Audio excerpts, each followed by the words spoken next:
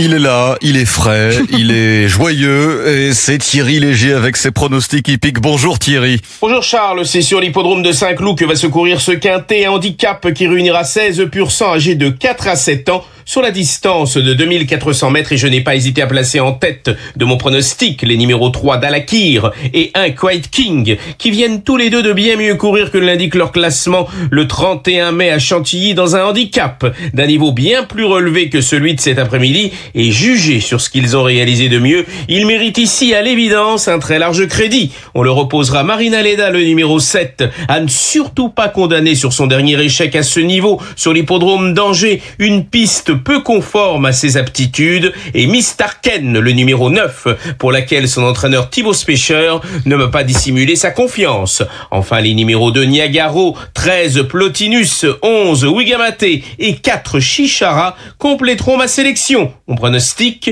3, 1, 7, 9, 2, 13, 11 et 4. Merci beaucoup Thierry Léger. Europe 1. 16h, 18h, Pascal Pro et vous. Pascal Pro et vous, c'est du lundi au vendredi, 16h, 18h sur Europe 1. C'est la dernière semaine, d'ailleurs, la semaine prochaine de la saison. Tout à fait. Cette semaine, Pascal a évoqué Zinedine Zidane, qui a fêté ses 54 ans, mercredi. 54 ans, déjà.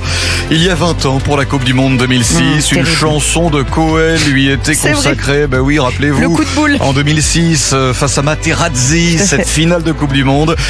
Et Pascal en a parlé durant son émission. Extrait.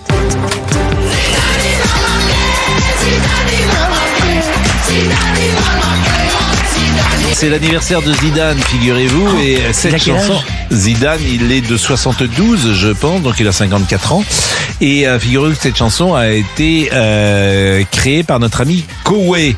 Et Koé, il est à l'antenne en ce moment, donc je sais pas si il est sur Europe 2, Koé, oui. Oui, il est sur Europe 2, oui. Mais là, on profite, il y a une page de pub, là, on peut la voir. Il est là. Ah, Sébastien. Sébastien, comment ça va? C'est vous qui aviez écrit. Bon, vous n'êtes pas foulé, mais ça a bien marché quand même, quoi. Bien Alors, attendez, vous savez, Zidane, il a marqué. Les chansons les plus simples sont bien souvent celles qu'on retient le plus. Mais je suis bien d'accord avec vous, mais ça avait été un succès incroyable, surtout. On avait été, je crois, 5 semaines numéro 1 du top 50, un truc comme ça. Et qui avait eu cette idée? Alors, très honnêtement, c'est la musique en dessous, c'est Martin Solveig, le DJ. Ouais. Et c'est lui un jour qui m'a dit, tu devrais faire Zidane, il va marquer. Et je lui ai dit, est-ce que je peux te voler ton idée? Il m'a dit, bien sûr. Et on a fait ça derrière. Et là, ça a été un énorme succès. Et c'est quelle année?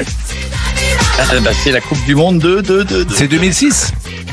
6, ouais. Oui. Mais ça avait été un succès. Et vous l'avez rencontré, Zidane?